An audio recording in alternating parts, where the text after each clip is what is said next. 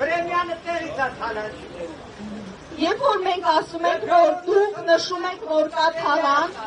մենք ուզում ենք համաձայնել ձեզ հետ, մենք ուզում ենք, որ գտնեք այդ մարդկանց և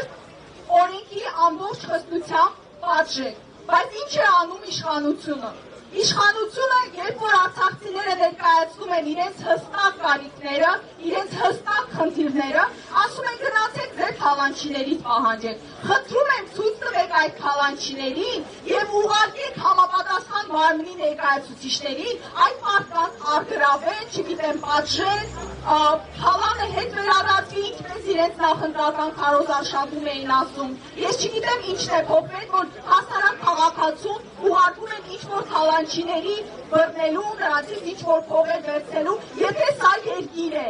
ինքն էլ ինչպես իրենք են սիրում ասել ժողովրդավարության բաստիոն, ապա խնդրում եմ,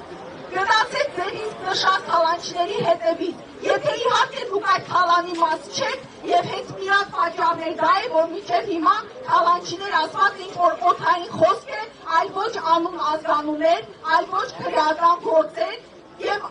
ոչ բան։ Ամեն դեպքում մենք գիտենք ինչ նպատակով է սա արվում, սա էլի ևս ատելության այդ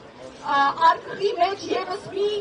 կաթիլ, ևս մի բան ավելացնելու համար է, որ տեսեք, թալանել են, հիմա եկել են մեզ են ուզում թալանել եւ այլ, այսինքն այս ամբողջը ատելության խոսքի շրջանակներում է։ Մենք Արցախի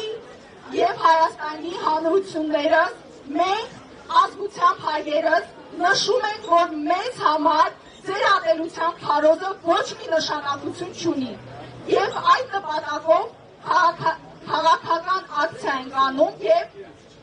ձեր այդ ամենազզվելի օրինակները պետական պաշտոնյաների կողմից ֆիքսված այս թղթի մեջ է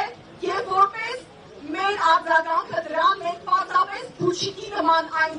վերև ենք բարձրացնում եւ ասում, որ սա մեզ համար ոչ մի բան չի նշանակում։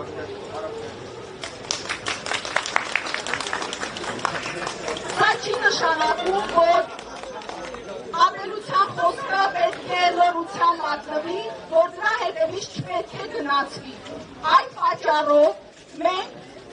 մինչ այս բազմաթիվ հանցագործության մասին հաղորդումներ ներկայացվել են, բայց այսօր ևս մի